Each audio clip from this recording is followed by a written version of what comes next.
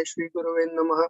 Shri Chaitanya Manobhishtam Staptitam Ena Bhutale Swayam Rupa Kadamahyam Dadati Swapadantikam Vandeham Shri Guru Shri Utapadakramalam Shri Guru Vaishnavamscha Shri Rupam Sagrajatam Sagana Raghunathanitam Tam Sajivam Sadvaitam Savadutam Parijana Sahitam Krishna Chaitanya Devam Shri Radha Krishna Padan Sahagana Lalita Shri Vishakhanvitam He Krishna Karuna Sindhu Dheena Bandho Jagatpate Gopesh Gopika Kanta Radha Kanta Namostute Tapta Kanchana Gaurangi Radhe Vrindavaneshwari Vrishabhanustute Devi Pranamami Haripriya Vancha Kalpatarubhyascha Krupa Sindhobhya Evacha Patitanam Pavanebhyo Vaishnavebhyo Namo Namaha Jai Shri Krishna Chaitanya Prabhu Nityananda Shri Advaita Gadadhara Shri Vasa Adi Gaura Bhaktavrinda Hare Krishna Krishna Krishna Hare Hare Hare Ram Ram Ram Hare Hare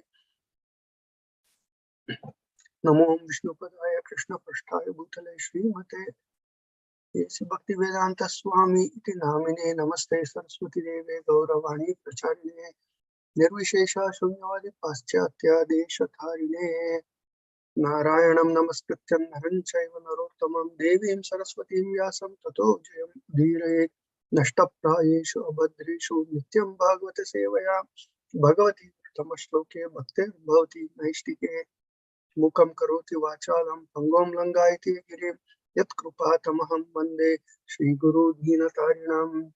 I offer my respectful obeisances unto my spiritual master, the deliverer of the fallen souls. His mercy turns the dumb into eloquent speakers and enables the lame to cross mountains. Welcome to Srimad Bhagavatam reading at the Naperville Center. I'm seeking the blessings of all the Vaishnavas. I also seek forgiveness for any transgressions I may commit while I'm speaking. Om Namo Bhagavate Vasudevaya. Om Namo Bhagavate Vasudevaya. Om Namo Bhagavate Vasudevaya. So today we are reading from Canto 3, Status Quo, Chapter 1, Questions by Vidura, verse number 42. Yeah. Soham Hare Mrityu Vidambanena Darsho Nunam Chalayato Vidhatu Nanyopalakshaya Padavin Prasada Charami Pashyangata Vismayotra. So word to word.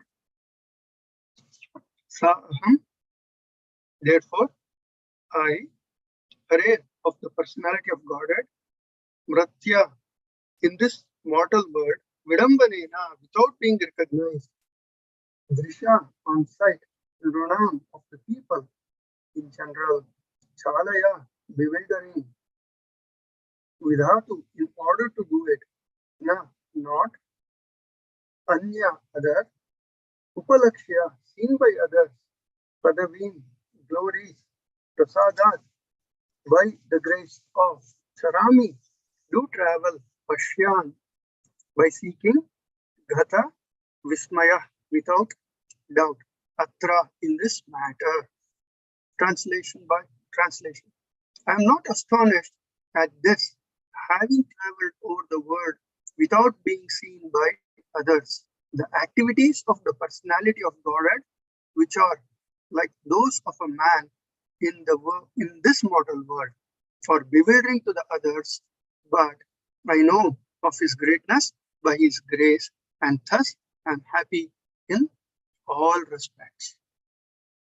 Purport by A.C. Bhaktivedanta Swami, Srila Prabhupada Ki Jai.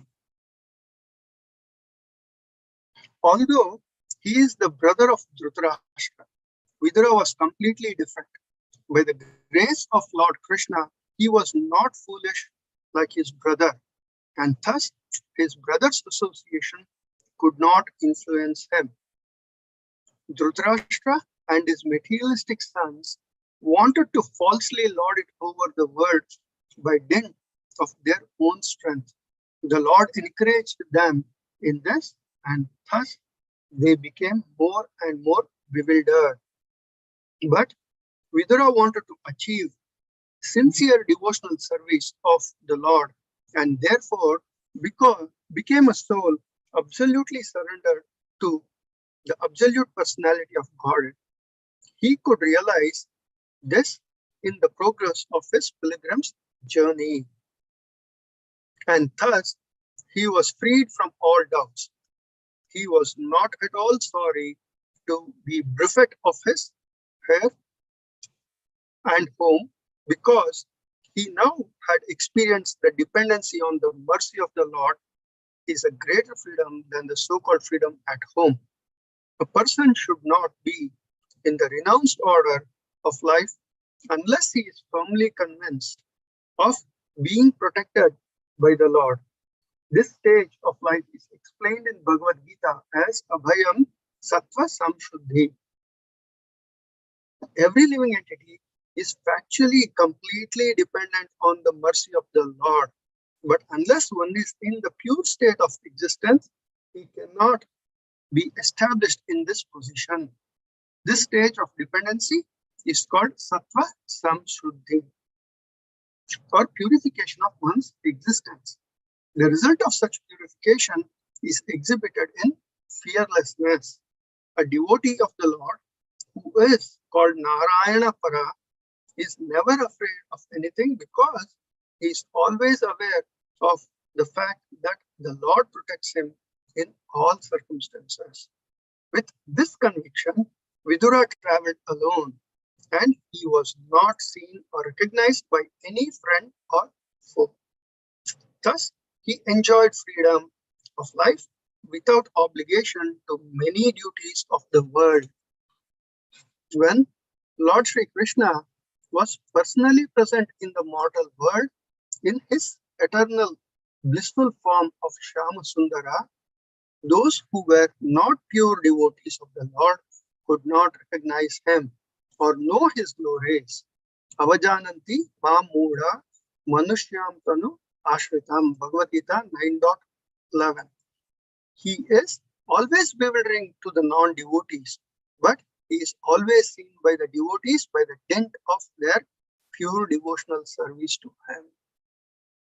So, this is a verse by Vidura and beautiful purport by Prabhupada. Though short, it's very sweet, and there's a lot of meaning in this. Vidura actually starts by contrasting his own journey with that of the Lord's journey on this planet Earth. So Vidura says he was able to conduct his pilgrimage without being seen, by a friend or a foe, recognized, and there are so many other aspects that are being discussed here. Whereas, the Lord also journeyed this planet, and while he was here, it was the pure devotees who could recognize him, whereas the non-devotees were not able to recognize him. Now, there is an important point that comes up, in Bhagavad Gita 2.62, Krishna says, Sangat Sanjayate Kama. So, Vidura was for the longest time associated with his brother Dhritarashtra. However, Vidura did not develop any negative attributes from his brother Dhritarashtra. That was by the mercy of the Lord. And Dhritarashtra also, to give him due credit, did not develop any positive attributes and continued in his contamination throughout his life. Then, we also see Prabhupada mentioning that Dhritarashtra and his 100 sons, they wanted to lord it over by the dint of their own strength, and what happened? The Lord, Prabhupada is saying the Lord encouraged this. And, let us look at Bhagavad Gita 15, chapter 15, verse 15, in which Krishna himself says, Sarvasya chaham hridishanya vishto matta smriti gnanam apohanam cha vedaischa sarvam aham eva vedyo vedanta krut veda with eva chaham. And what is Krishna saying? I am seated in everyone's heart, and from me comes remembrance, knowledge, and forgetfulness. By all the Vedas, I am to be known. Indeed, I am the compiler of Vedanta. I am the knower of the Vedas. What is really important in this context is basically he is seated in everyone's heart. And what is the role that he does while being seated as Paramatma in everyone's heart? He is a witness and he's also the sanction. And when Prabhupada is saying the Lord encouraged, Dhritarashtra and his 100 sons, that is what he is referring to. That, he was sanctioning whatever, Dhritarashtra and his sons wanted to do. Thereby, this was an encouragement so that they were doing more and more adharma. And so when, his devotees, like, the Pancha Pandavas, when they really, were able to defeat them, the glories of the Pandavas would be much more than, otherwise. Vidura, then comes the next part of the purport where, or in fact, the verse itself is talking about this.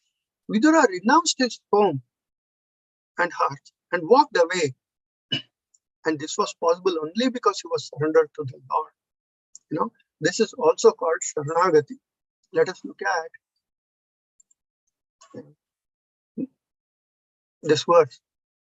Anukulasya sankalpa pratikulasya varjanam rakshayishyato vishwaso gopatre varnanam tata atmanikshepa karpanye sada sad vidhi sharanagatihi. And let's look at the translation. The 6 divisions of surrender are the acceptance of those things favorable to devotional service, the rejection of unfavorable things, the conviction that Krishna will give protection, the acceptance of Lord as one's guardian or master, full self-surrender and humility. So Vidura is demonstrating, and Krishna is actually using Vidura to demonstrate Sharanagati, how Vidura exercised all the 6 limbs of Sharanagati as being said in this particular verse. So what are these? The 6 limbs are actually acceptance of those things favorable to devotional service. Then rejection of anything unfavorable to devotional service. Then conviction that Krishna will protect. Acceptance of the Lord as one's master, full surrender and humility. So without, so there were so many, materially opulent things available in the palace, and, Vidura being attached to his position, he could have stayed there, enjoyed his life. But what did he do? The time has come. I need to reject all of this because this is not in favor of Krishna's, it's not in favor of the devotional service that I want to do to Krishna. So what did he do? He rejected all of this and then he walked away. And by walking away, what was he doing? He was accepting everything that was favorable to devotional service. Now, when you walk away like that, you don't know where you're going. You're going through forest, you're going through unknown places, and you can be attacked by dacoits, thieves. You can be, misled. Then there can be forest animals, wild, they can kill you. So there's so many things that can happen. However, you have to be fearless and you have to, accept that Krishna is going to protect you. And the only backup plan that you ever have is that Krishna will protect you. There is no plan B, there is no plan C. It's all Krishna. And that is the conviction with which Vidura actually went on his pilgrimage all alone. Then accepting the Lord as one's master. Vidura throughout his life lived a very dharmic life and also a very devout one like that. And he knew Krishna was, Bhagavan, and he always served Krishna in that particular capacity. Vidura even when he was in the palace, was fully surrendered to Krishna. And finally, humility. So humility, as we all understand, the material style is, oh, Prabhuji, I'm so humble. I don't know anything. I'm so fallen. But this is not real humility. Humility is understanding the greatness of the Lord. And when you understand the greatness of the Lord, you'll understand how insignificant you are. When the Lord displays his Virata Rupa, he's so gigantic. When the Lord, goes through from, if you look at the spiritual sky, where in Goloka Vrindavan, Krishna is there, from him comes the 4 expansions, and from that 4 expansions, again 4 more expansions. And then comes Shirodakashaya Vishnu, Karnodakashaya Vishnu, Garbhodakashaya Vishnu. And each one of these, from Shirodakashaya Vishnu, we see that there are multiple universes coming up. And then from there, you also see that Garbhodakashaya Vishnu, who himself is so huge. Then we see the 7 layers of elements which form the Mahatattva, and within which there are the 14 planetary systems, and out of which we are one tiny insignificant planet. In that we are one tiny insignificant, spark. If we understand that we are so insignificant and the Lord is so great, and this Lord, is taking care of everything for us. Even we accept him as a Lord, we don't accept him as a Lord, doesn't matter. The rain falls for everyone. The food that grows is there for everyone. The wealth that we get here, the work that we do is for everyone. The Lord doesn't discriminate. All of us are his sons and daughters. So this is humility. Understanding this position and working in this position. I want to serve the Lord. I want to serve the Lord's devotees. I want to serve the devotees, and that's how I should be. That is humility. Now, if we step back a little bit,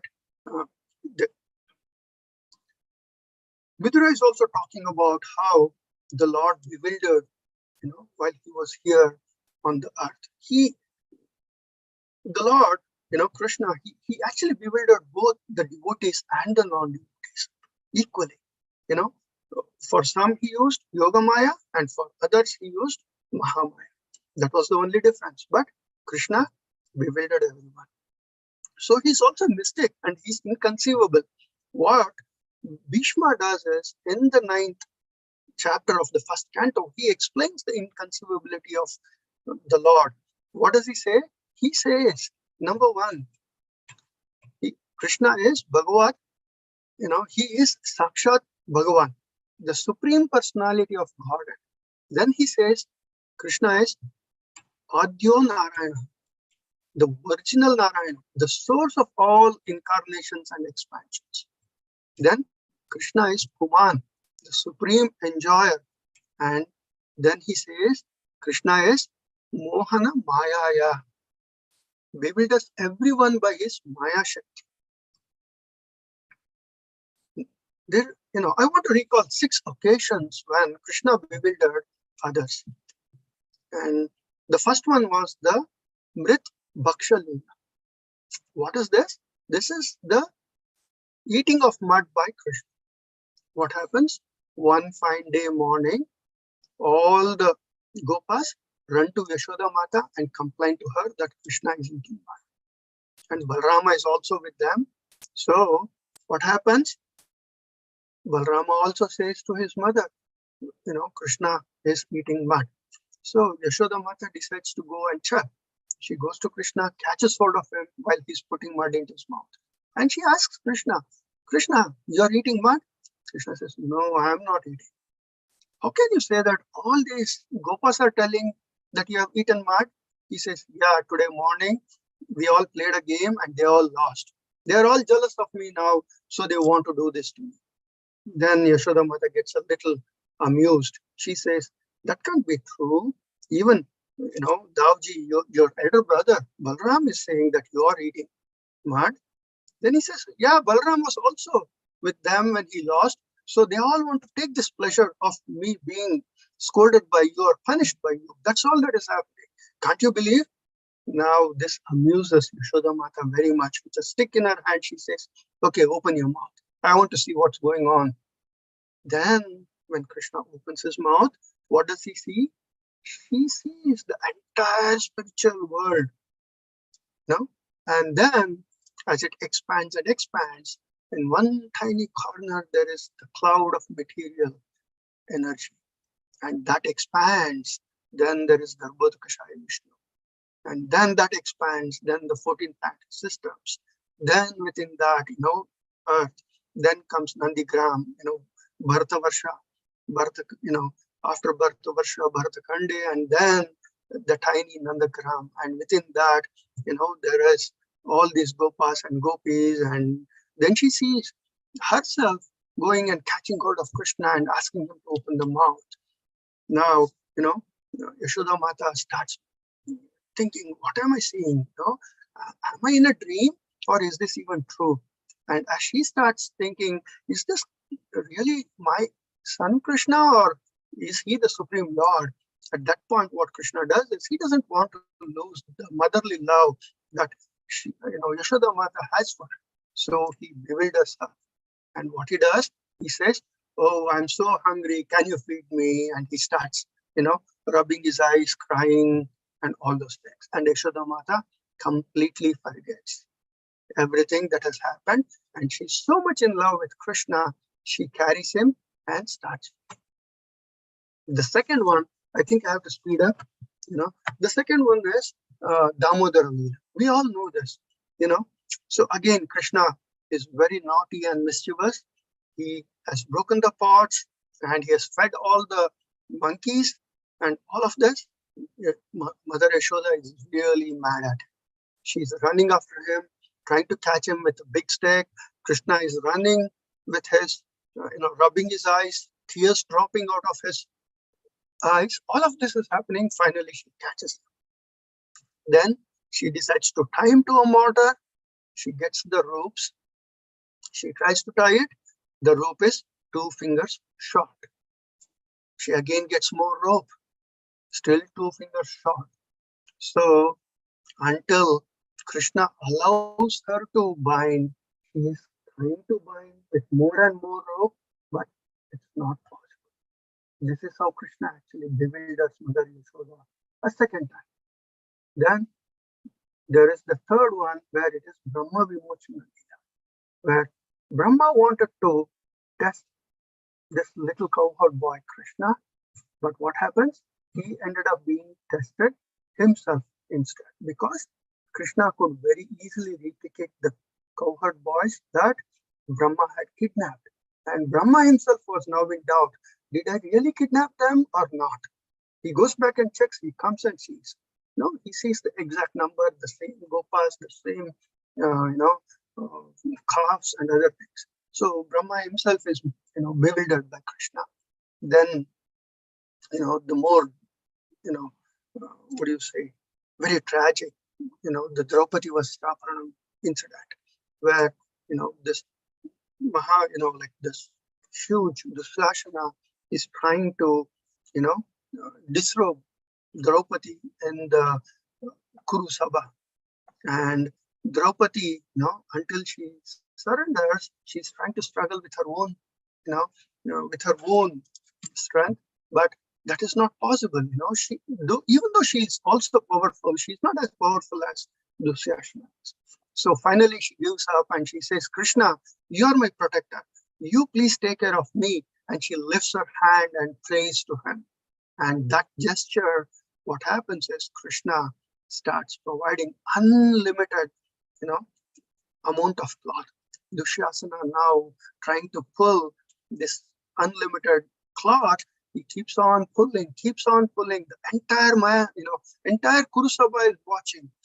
But he falls down tired and unable to do that. And here also you can see the entire Kurusabha was actually bewildered by Krishna. Then the sixth time is the most famous Kurukshetra war.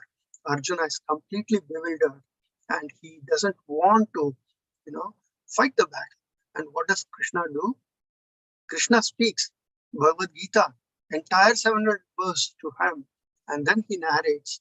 After that narration, what he does, he shows him the Vishwarupa, and then he shows him the Kala Rupa and says, Arjuna, whether you fight this battle or you don't fight this battle, I have decided the fate of everyone. You can see that in my Kala Rupa. So why are you hesitating? Be my instrument and do my bidding. And that is how he bewilders Arjuna in that. So, there is an interesting verse in Chaitanya Charitamrita on the same thing. It is that Brahmanda Brahmite Kona Bhagyavan Jiva Guru Krishna Prasade Paya Bhakti Lata Beach. So, by the study of Shastras and Vedas, it is not possible to understand the Lord. He's mystic and he can bewilder. He has all the powers. Only if the Lord permits by his own mercy and reveals himself, a devotee can understand him. So, in spite of the devotee's endeavor, however much the endeavor may be, only the mercy of Guru and the Lord can help us understand him. So, material qualifications can never help. Rupa Goswami goes on to say, people who think knowledge means love for Godhead are not really wrong, not really correct. They are wrong. If you put all the knowledge on one side of the balance and you put the love of Godhead on other side of the balance, it will still never be equal. Similarly, all of the material opulences on one side and the holy name of Krishna on the other side, it will never be equal. Knowledge is not equal to love of Krishna, and ability to perform mystic tricks is not equal to the holy name of Krishna. Lord Krishna's mercy of his unlimitedness in this material world in Kali Yuga is blessed by his holy name. It is Jagat Mangalam. The holy name of the Lord is actually for the auspiciousness of the entire world, and everyone should use it. Place it in your throat on a high seat and chant place it in your throat and chant. What can somebody like Namaraj or even his assistants do if you do that? So, this is what Rupa Goswami says. The only option we have in Kali Yuga was given by Chaitanya Mahaprabhu. Even though we have no qualifications, Chaitanya Mahaprabhu gave us the Maha Mantra. We should chant the Maha Mantra and we should try to, get outside of this bewilderment of Maya and then, achieve the goal of perfection in life. That's all I have for today. Thank you for listening to me, devotees. If I have done any mistakes, please forgive me. Any discussions or any clarifications, please feel free to give them.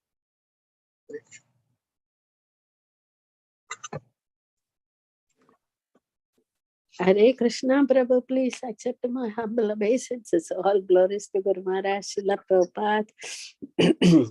Thank you for the wonderful class, Prabhu, this morning. And, you have established that those who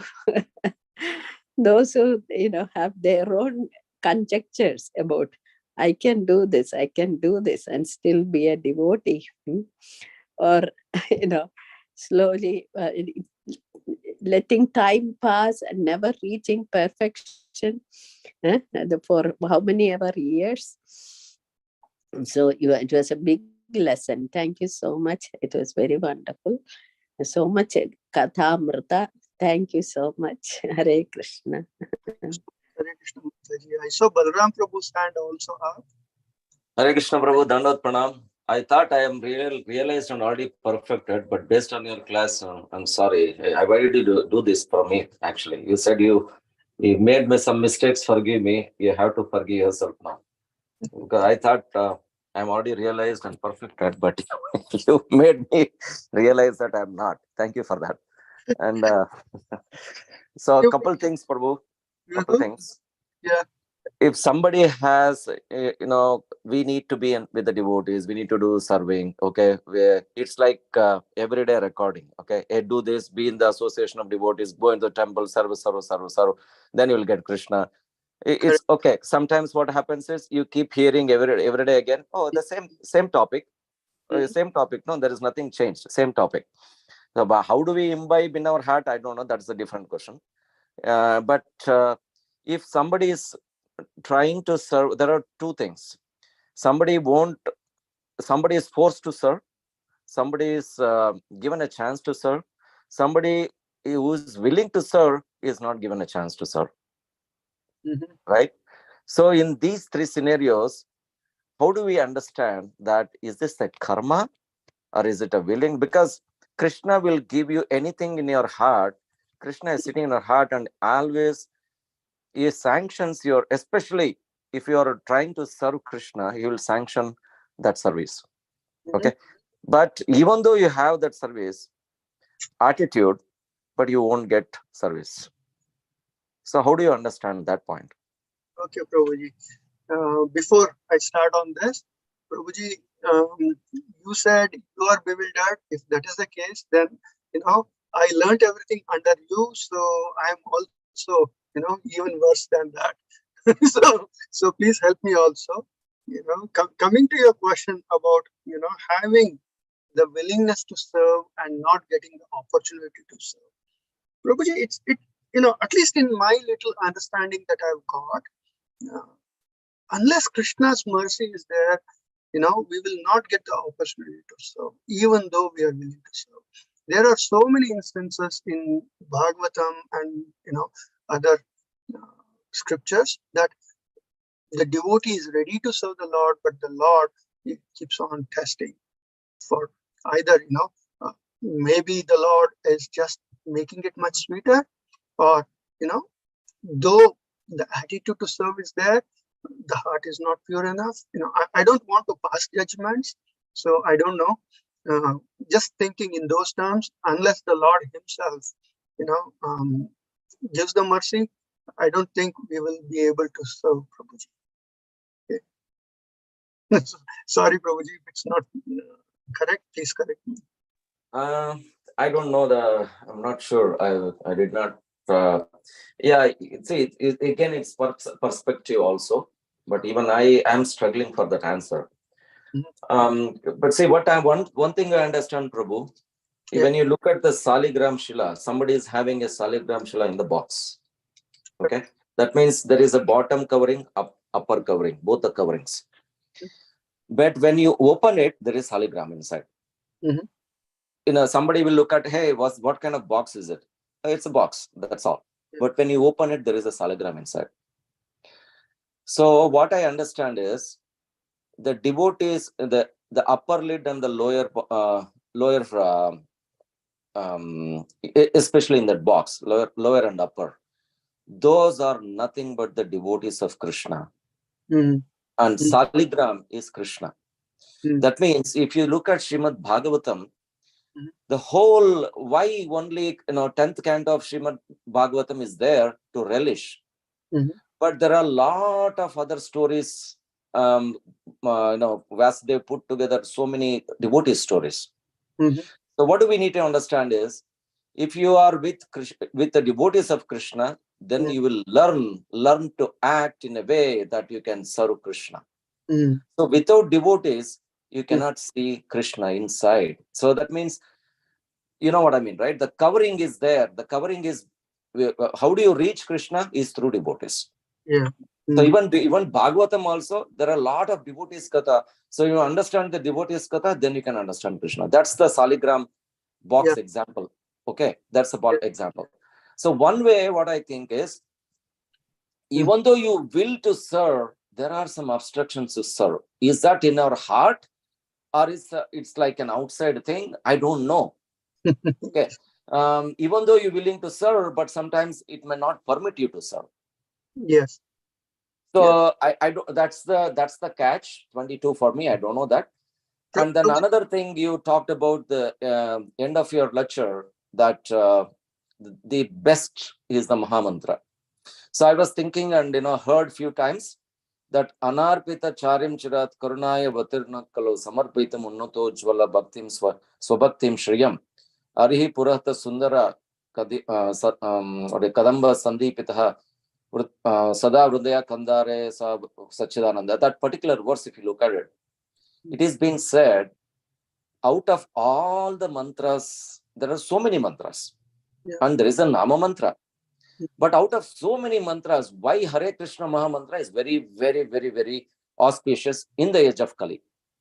Because Mahaprabhu says in that translation of Anarpita Charim Charit, if you look at it, it says he has given the highest elevated mellow of devotional service.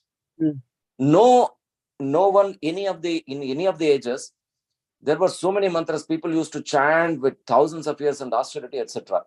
But Mahaprabhu is the only one who gave that highest elevated mellow of devotional service. That is why if you chant that mantra, miracles will happen. Wow. Thank you. Right? So we may see that, Hare Nama, Hare Nama, Hare Nama, but this is the highest mellow. Nobody can in the world can give us. Anyway, it's sailing on the boat every day, but we need to get the right boat. Thank you. Hare Krishna. Thank you so much, Prabhu. Ram Prasad Prabhu, please put that verse in our chat group.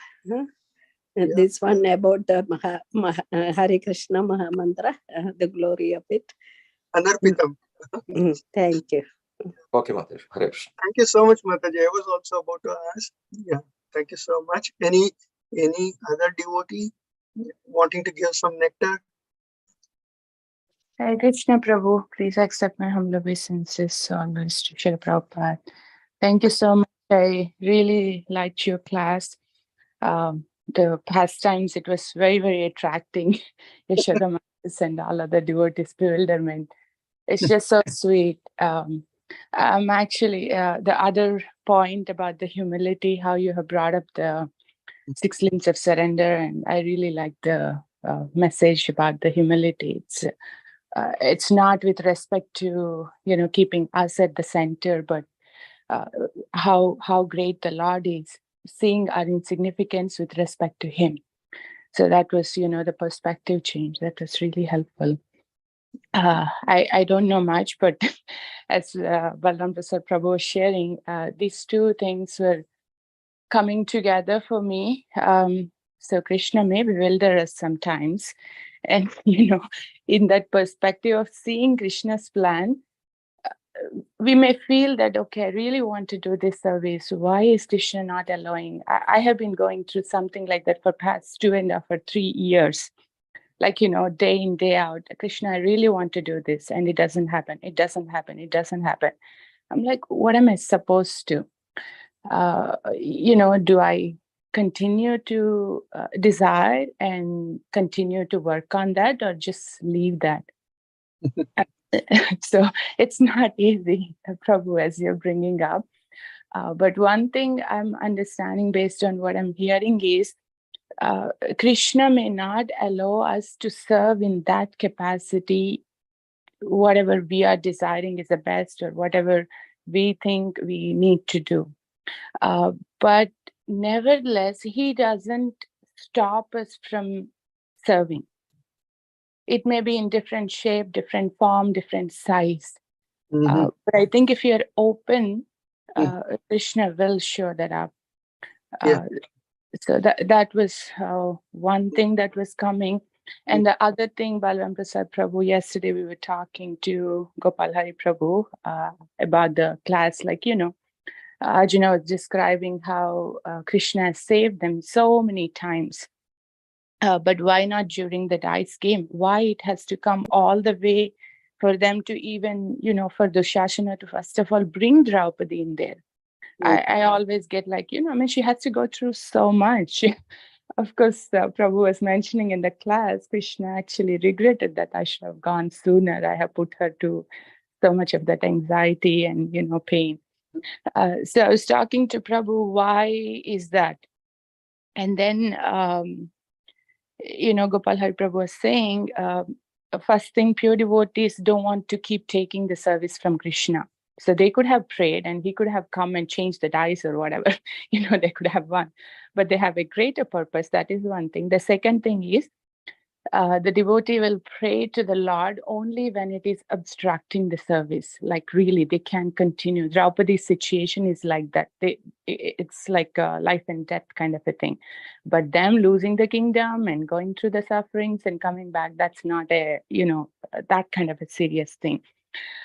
Plus, of course, the free will and all that is there. So, yeah, but in spite of that, seemingly Krishna didn't allow them to serve in a capacity they wanted to at that time. They had the kingdom and they wanted to rule. That's the service they wanted to do. But Krishna, at least Krishna didn't let it happen, or the arrangement is so, the destiny or whatever we call it, definitely Krishna. But did that mean they stopped the service? No, they actually had a much bigger service, getting all these people to Kurukshetra battle and killing them and whatnot, So, yeah, those are some of the thoughts were coming, Prabhu. It's a very nice and contemplative topic, because we may immediately go and say, oh, this devotee is not allowing me to serve, that spiritual master is not giving me, or they're giving someone else that opportunity.